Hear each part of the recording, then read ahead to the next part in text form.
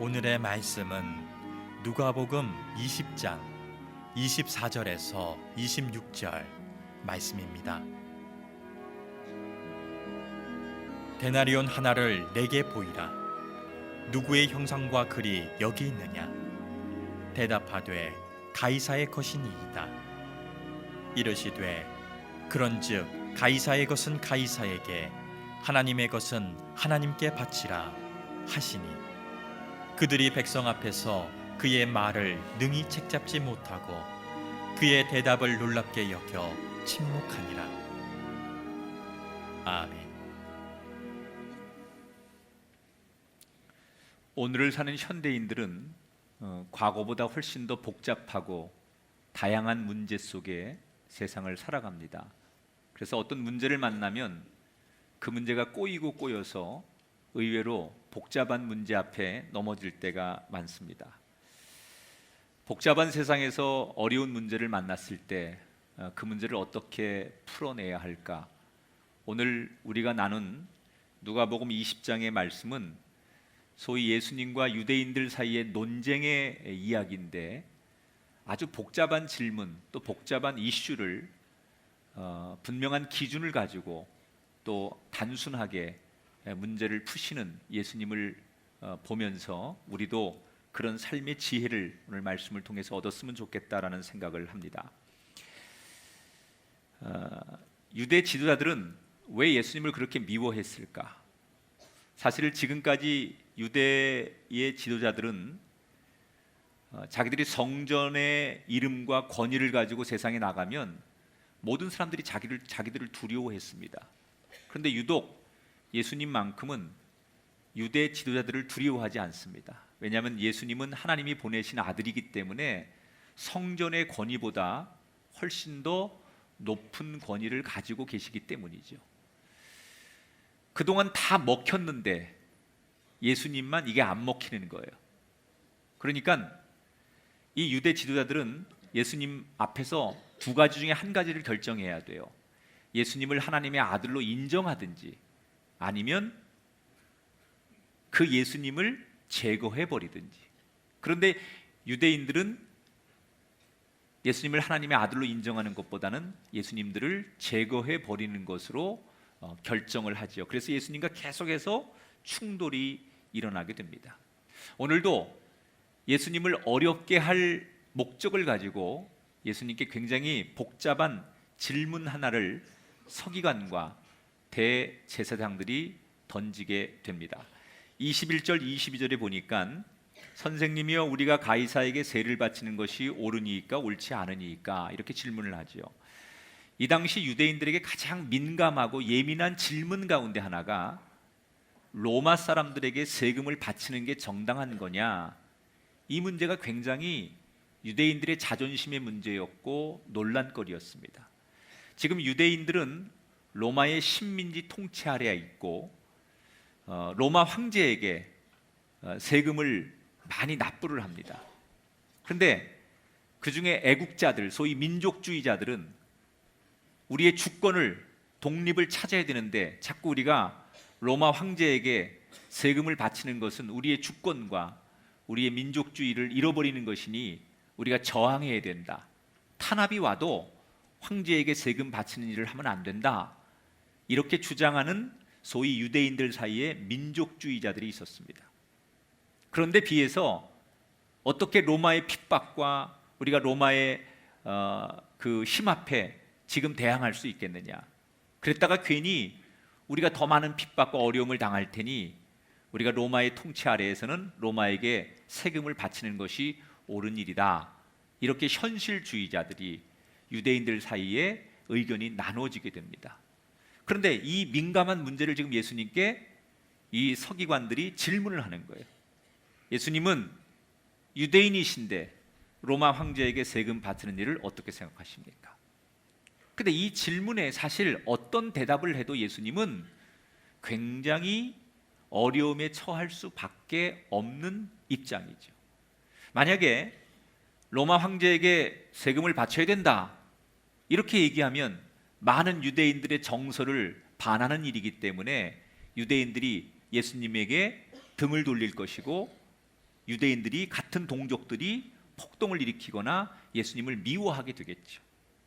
거꾸로 우리가 로마에게 세금을 바치는 것을 하지 않아야 된다, 이렇게 말하면 당장 그 로마법을 어기는 거기 때문에, 황제의 법을 어기는 거기 때문에 반역죄로 로마 군인들에게 체포돼서 재판을 받을 수밖에 없죠.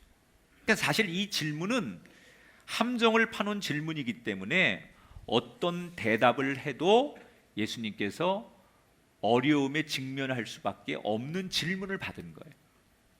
그러니까 예수님께서 이 문제를 굉장히 아주 민감한 이 질문을 어떻게 풀어내시느냐, 그 질문을 한 그 사람들에게 예수님이 이렇게 얘기하죠. 너희 주머니에 지금 동전이 있느냐? 그 동전이 그 당시 화폐인데 그 동전을 한번 꺼내봐라. 그러면서 그 동전에 누구의 형상이 그려져 있느냐, 이렇게 묻습니다. 그 당시 유대인들은 로마의 동전을 쓰고 있었기 때문에 로마의 동전에는 황제의 얼굴이 그려져 있습니다.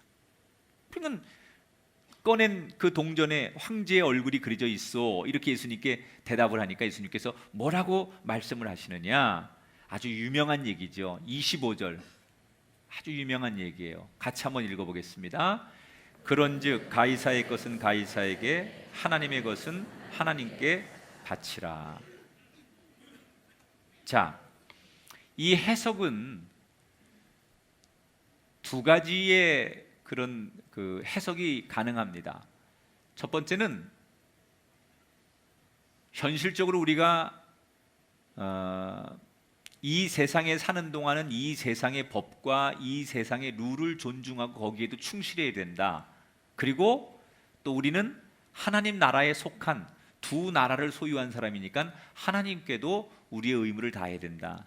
이런 문자적 해석이 가능하고, 두 번째, 이건 보네퍼 목사님이 해석한 내용인데,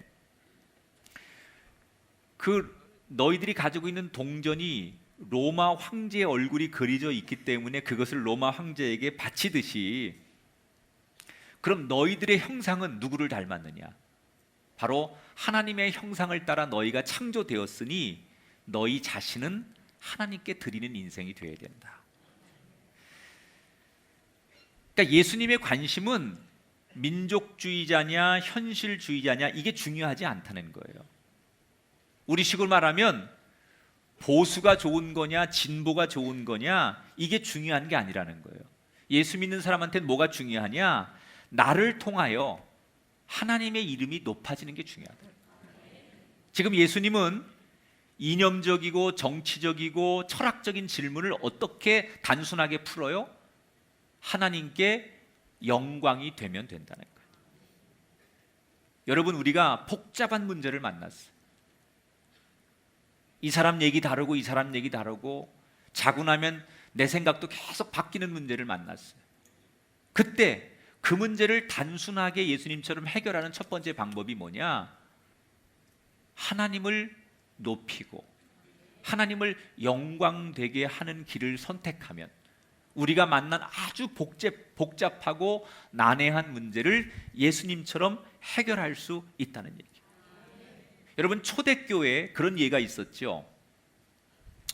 초대교회가 막 그 예루살렘 교회가 폭발적으로 부흥하기 시작해요. 그런데 얼마 지나지 않아서 그 초대교회에 위기가 찾아옵니다. 어떤 위기가 찾아오냐면 그 초대교회에 막 부흥하는 그 안에 소위 헬라파와 히브리파, 이렇게 교회 안에 두 세력들이 존재합니다. 그런데 교회에서 나오는 헌금을 가지고 구제를 하는데 히브리 사람들이 구제를 많이 받고 상대적으로 헬라파 사람들이 구제를 많이 못 받아요. 그러니까 불만을 가진 같은 교회 안에 헬라파 사람들이 왜 우리는 나온 헌금을 가지고 똑같이 히브리파 사람들처럼 구제를 못 받고 차별하느냐, 그래서 불만이 생겨가지고 막 부흥하던 초대교회가 분열의 위기를 만나게 됩니다. 이때 이 문제를 해결하는 초대교회 사도들이 이 문제를 어떻게 해결을 하느냐, 사도행전 6장 3절 4절 말씀을 같이 읽어보겠습니다. 형제들아 너희 가운데서 성령과 지혜가 충만하여 칭찬받는 사람 7을 택하라. 우리는 오로지 기도하는 일과 말씀 사역에 힘쓰리라. 자, 사도들이 그 당시에 자기들하고 가까운 히브리파 사람들을 감싸고 돌지 않아요. 오히려 불만을 제시하고 자기들과 가깝지 않은 그 헬라파 사람들 중에서 그 교회 공동체의 그 집사들을 세워주고 권력을 나눠줘요. 인간적으로 보면 아까울 수 있는 문제지만 이 사도들이 이 복잡한 문제를 어떻게 해결하느냐, 내가 잘 되는 길은 나를 위해서 선택하는 게 아니라 하나님을 높이는 길을 구했기 때문에, 하나님께 영광이 되는 길을 선택했기 때문에 근본적인 갈등의 문제를 해결했다는 거예요. 가이사의 것은 가이사에게 라는 이 말처럼 하나님의 것은 하나님에게, 우리 모두 하나님의 형상이에요. 저와 여러분은 하나님의 형상을 따라 지음 받았으니 우리가 뭘 선택하든지 간에 하나님의 영광을 위해서 하면, 우리가 때로 만나는 경제적인 문제, 인간관계의 문제, 혈연과 지연과 학연, 이런 모든 문제가 하나님을 높이는 순간 해결이 될 줄 믿습니다. 복잡할수록 어떻게 하면 이것이 내가 선택하는 이 길이 하나님께 영광이 되는 길인가, 이걸 생각할 때 우리의 삶의 문제가 해결되는 축복을 여러분들이 얻게 되기를 축원합니다. 자, 이렇게 아주 복잡한 질문, 진짜 함정에 빠질 수밖에 없는 질문을 잘 극복하신 예수님께서 산을 하나 넘었더니 또 다른 산이 예수님을 기다리고 있죠. 오늘 성경에 보니까 이번에는 사두개인들이 예수님께 시비를 거는 장면이 나와요. 이 사두개인들은 어떤 사람들이냐면 유대인들 가운데 예루살렘의 성전의 근거를 둔 소위 여당파 사람들이에요. 이 사람들은 구약의 모세 오경만 믿고 율법만 붙들고 예수님이 말하는 천국과 지옥, 부활 이런 걸 전혀 받아들이지 않는 사람이에요. 하나님을 믿기는 믿지만 구약의 율법, 모세에게 주신 율법, 모세 오경만 붙들고 지금 예수님이 말씀하신, 특히 예수님의 그 메시지 가운데 제일 중요한 게 부활이거든요. 이 부활을 받아들이지 않는 이런 사두개인들을 가리켜서 초현실주의라고 해요. 죽어서 우리가 천국 가고 지옥 가는 건 관심 없다. 우리가 부활하는 거 그건 모르겠다. 지금 잘 먹고 잘 살면 되고 지금 행복하면 되지 이담 일은 모르겠다. 이게 초현실주의자들이거든요. 이 사두개인들이 바로 그런 초현실주의자들이었어요. 그러니까 이 사람들은 부활을 전혀 믿지 않는 사람들이에요. 근데 이 사람들이 예수님께 시비를 거는 거예요. 어떤 시비를 거냐면 굉장히 허무맹랑한 질문을 해요. 자, 예수님께 이렇게 질문한 거예요. 선생님, 우리가 한번 물어보겠습니다. 어떤 집에 형제가 7명이 있었습니다. 그런데 그 중에 첫째 형이 결혼을 했는데 얼마 안 가서 아이도 안 낳고 죽었습니다. 그래서 그 형수가 과부가 됐습니다. 그러면 구약에서는, 율법에서는 예수님이, 하나님이 모세에게 주셨던 율법에는 어떻게 써 있냐면 신명기 25장에 보면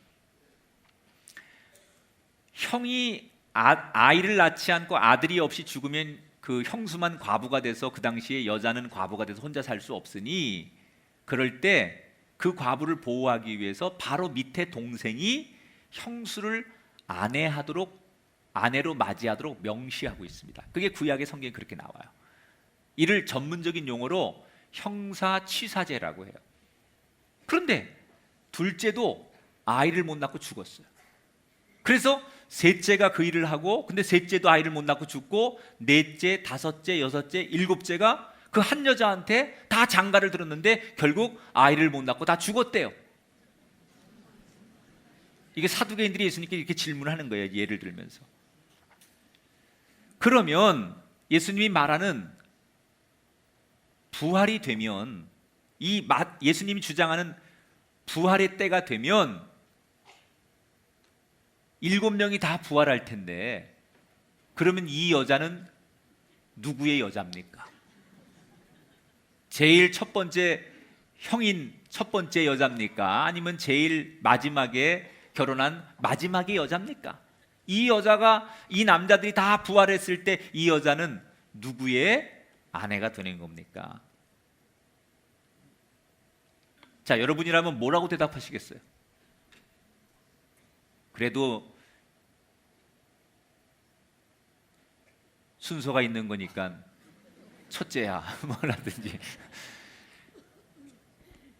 참 복잡한 문제죠. 그리고 복잡한 대답이죠.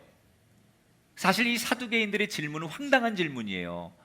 이 질문 자체가 답을 얻고자 하는 질문이 아니고 의도 자체가 예수님을 당황하게 만들기 위해서 복잡하고 곤란한 아주 율법을 막 그 꽈배기처럼 꼬아가지고 예수님을 끌어들이는 거죠. 그런데 예수님은 이렇게 복잡하고 말도 안 되는 황당한 질문을 침착하게, 당황하지 않고 아주 명쾌하게 이 질문에 대해서 답을 제시해요. 어떻게 제시하느냐? 자, 34절부터 36절 화면을 통해서 같이 읽어보겠습니다. 이 세상의 자녀들은 장가도 가고 시집도 가되 저 세상과 및 죽은 자들은 장가가고 시집가는 일이 없으며 그들은 다시 죽을 수도 없나니 이는 하나님의 자녀이라. 자, 이 얘기가 무슨 얘기냐면 이 세상에서는 우리가 결혼이라는 게 필요하고 남자 여자가 필요하지만 우리가 죽으면 우리의 영혼은 결혼이라는 게 필요 없다. 부활이 되면 남자와 여자의 성구별이 필요 없다. 예수님이 말하는 거예요. 그러니까 여러분 이제 이건 제가 이제 요거는 설명을 하고 가야 되는데 부활을 일반인들은 잘 안 믿어요. 그죠? 죽으면 그게 끝이라고 생각하지만 기독교인들에게 부활은 중요한 믿음의 근거인데 근데 기독교인들도 부활을 경험을 하지 않았기 때문에 부활이 어떤 건지 잘 정의가 안 돼 있어요.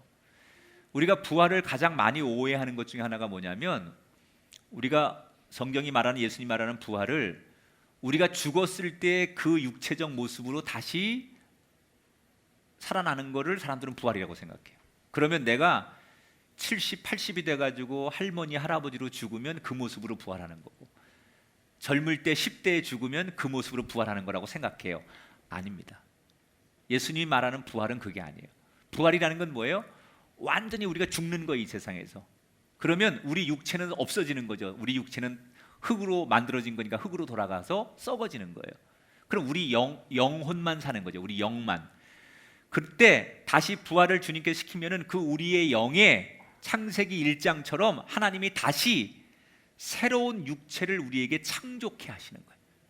그런데 부활할 때 다시 만드시는 그 창조는 지금 우리가 가지고 있는 이런 육체적인 소재가 아니라 완전히 새로운 소재. 우리의 영혼 위에 다시 주님께서 우리를 부활할 때 다른 창조물로 만드시는데 나라고 하는 존재가 지금 이 모습으로 부활하는 게 아니라 완전히 새로운 모습으로. 그게 뭐냐? 예수님께서 십자가에 죽으시고 부활하셨을 때 예수님이 어때요? 시간과 공간을 초월하시죠. 그 모습으로 우리가 부활한다는 거예요. 그러니까 부활은 뭐냐? 새로운 창조예요. 여러분이 지금 이 모습 그대로 나 못생겼는데 이렇게 또 부활하나? 나 뻐드렁니인데 또 이렇게 부활하나? 이게 아니고 완전히 전혀 다른 모습으로. 그러면 그거는 남자, 여자 성 구별이 없는 거예요. 그러니까 결혼이라는 게 의미가 없는 거고 그럼 우리가 어떻게 알아보느냐? 부활이라는 것 속에는 하나님이 우리를 새롭게 창조할 때는 우리가 자각할 수 있도록 그러니까 이렇게 생겨야만 이 사람이 내 남편이고 내 형제인 줄 알아보는 게 우리는 상식이지만 하나님이 우리를 부활로 다시 창조하실 때는 우리에게 자각의 능력을 주셔서 보기만 해도 그가 누구인지 알도록 우리 안에 그런 자각의 능력을 부여하셔서 전혀 남자와 여자가 아니더라도 서로를 알아볼 수 있는 존재로 부활하는 거. 이게 성경이 말하는 부활이에요. 이게 예수님이 말하는 부활이에요. 그런데 지금 이 사두개인들은 이런 부활을 안 믿는 거예요. 예수님이 설명하는 거죠. 이 땅의 삶이 끝나서 우리가 죽으면 천국에서는, 그리고 부활할 때는 내가 누구의 아내인가 누구의 남편인가가 의미가 없다는 거예요. 아주 명쾌하게 예수님께서 그 사두개인들의 질문을 명쾌하게 답을 내놓으셨어요.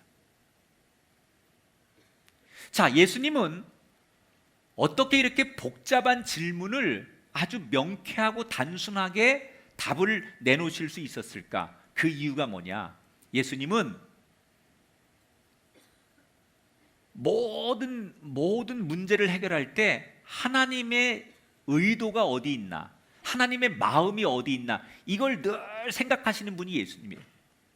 그러니까 하나님이 모세오경으로 율법을 주셨는데 그 율법을 주신 하나님의 마음과 의도가 뭔가, 이거에 집중하니까 문제가 풀리는 거예요.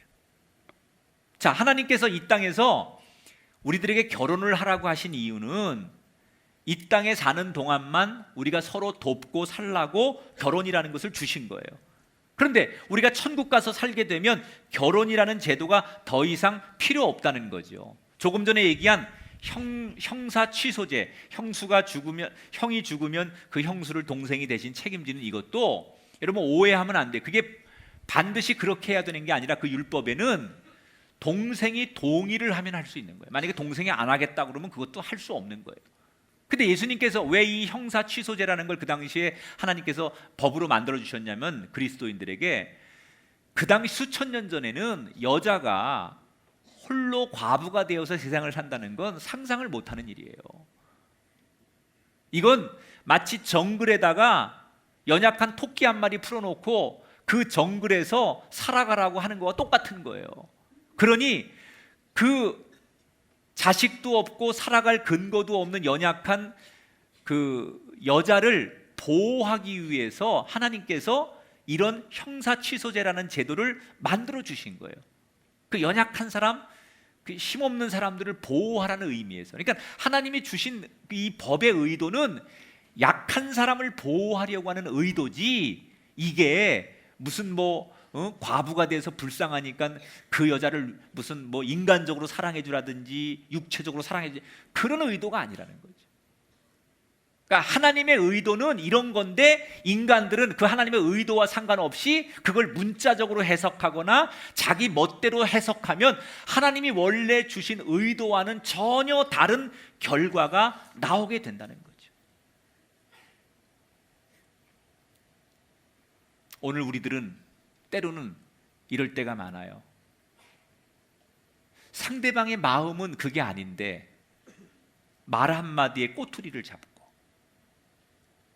하나의 문제로 상대방의 의도와 다른 그 상대방의 마음을 보지 않고 상대방의 말만, 하나의 상황만 가지고 허점과 트집을 잡으면 그 사람이 원래 가지고 있는 의도와는 전혀 다른 갈등이 우리들 사이에 생기게 되는 거예요. 여러분, 하나님이 우리에게 십계명을 주시고 때로 고난을 주시고 때로는 우리에게 어떤 어려움을 주시는 하나님의 진정한 의도는 뭘까요? 우리가 그런 어려움을 통해 회복되기를 원하시고 하나님의 사랑을 알기를 원하시고 하나님 앞에 무릎 꿇기를 원하시고, 이게 하나님의 의도죠. 그런데 그런 하나님의 의도와는 상관없이, 그 하나님의 마음에는 우리의 상관없이 그냥 우리가 하나님 앞에 어려움을 당한다고 원망만 하고 하나님의 의도와는 상관없이 해석하면 문제는 더 복잡해진다는 거예요. 예수님처럼 하나님의 마음은 무엇일까? 하나님의 의도는 무엇일까? 여기에 집중할 때 우리의 삶의 문제가 해결될 줄 믿습니다. 자, 이렇게 사두개인들의 이 황당한 질문도 예수님께서 지혜롭게 잘 명쾌하게 대답으로 끝을 맺으시면서 거기 모인 많은 사람들에게 예수님께서 이 부활이라는 게 얼마나 중요한 건가를 설명하기 위해서 그 사두개인들에게 다시 한번 논쟁에서 이긴 걸 끝나서 부활을 설명하기 위해서 예수님께서, 그 사두개인들이 제일 존경하는 사람이 누굴까요? 모세예요. 그 사두개인들은 구약의 모세오경 이것만 붙들고 사는 사람이니까 그 사람들에게는 모세라 그러면 꿈뻑하는 사람들이잖아요. 그래서 이 사두개인들에게 부활을 설명하기 위해서 예수님께서 마지막으로 이 논쟁 끝에 그들 앞에 사두개인들에게 모세 이야기를 들려주세요. 어떤 이야기를 들려주시냐? 37절 38절에 보니까 모세도 가시나무 떨기에 관한 글에서 주를 아브라함의 하나님이요 이삭의 하나님이요 야곱의 하나님이라 칭하였나니 하나님은 살아있는 자의 하나님이시라. 자, 이게 무슨 얘기냐면 하나님께서 모세에게 나타나셔서 가시떨기 나무 앞에 모세에게 나타나셔서 당신을 소개할 때 하나님이 모세에게 뭐라고 소개했어요?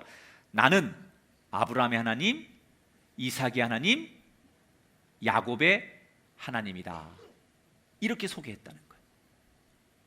그런데 이게 하나님이 모세에게 모세야, 나는 아브라함의 하나님이었고 이삭의 하나님이었고 야곱의 하나님이었어.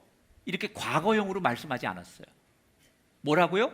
나는 아브라함의 하나님, 이삭의 하나님, 야곱의 하나님. 이게 과거형이 아니고 지금 현재 진행형이에요.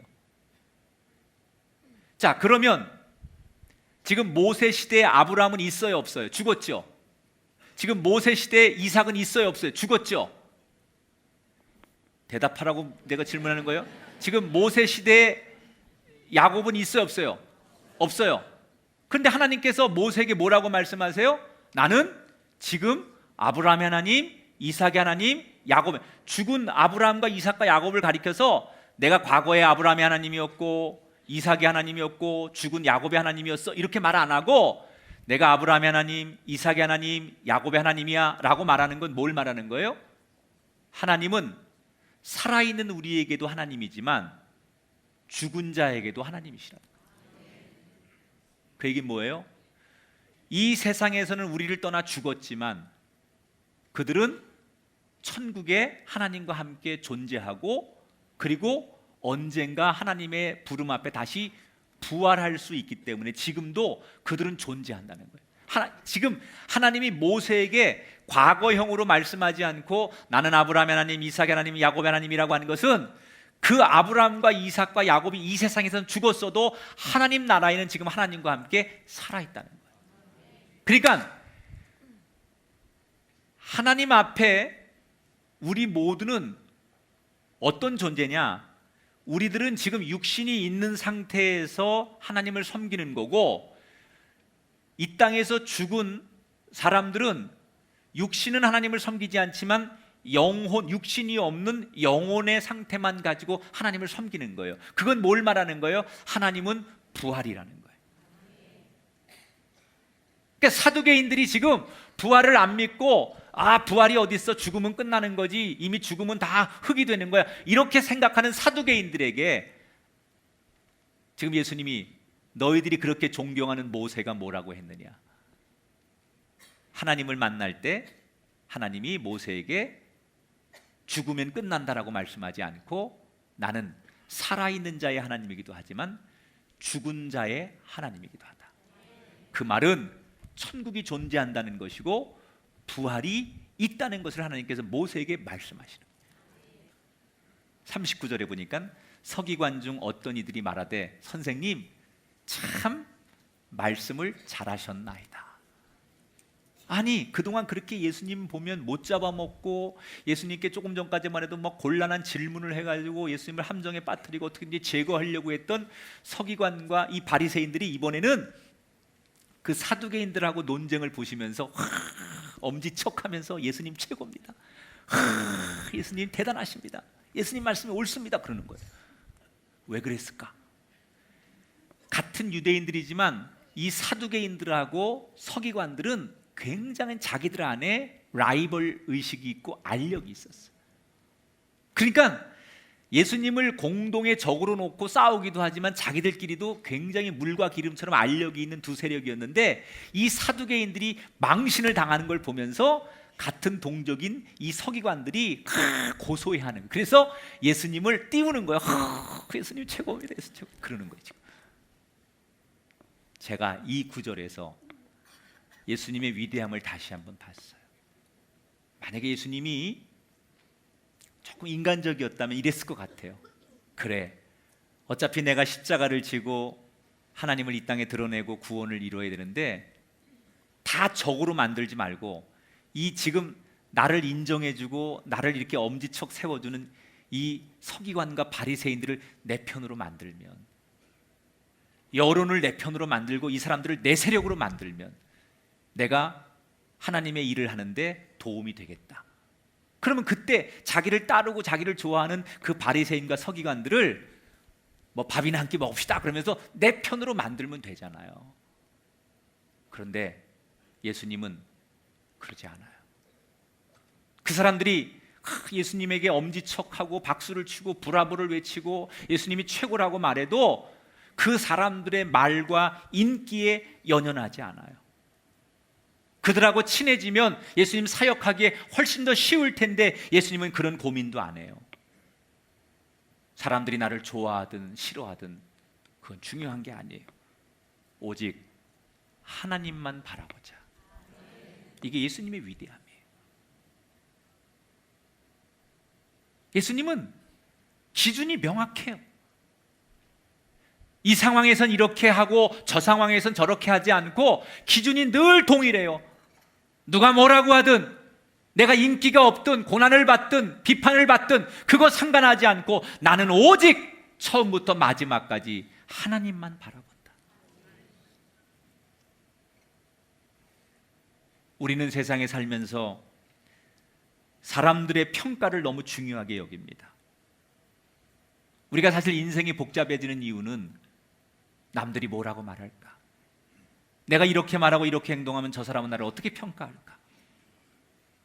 우리는 타인의 시선, 사람들의 평가, 다른 사람들의 이목을 너무 중요하게 생각하다 보니, 사람들의 그 힘을 너무 중요하게 생각하다 보니 문제 앞에서 우리 문제가 해결되는 것보다는 복잡해질 때가 많아요. 그런데 예수님은 단순해요. 아무리 복잡한 문제를 만나도, 아무리 난해한 문제를 만나도 나는 처음부터 마지막까지 하나님만 바라본다. 이게 예수님이 문제를 해결하는 세 번째 지혜였어요. 여러분, 우리에게도 이런 상황이 많이 생길 수 있어요. 우리 가정에도 이런 복잡한 문제를 많이 만날 수 있어요. 그때마다 오늘 예수님처럼 복잡한 문제 앞에 단순하게, 명료하게 기준을 가지고 걸어가는 삶의 지혜가 있게 되기를 축복합니다. 따라합시다. 하나님만 높이고 하나님의 마음을 구하고 하나님과 동행하고. 이게 예수님이 복잡한 문제를 풀어가는 예수님의 삶의 방식이었다.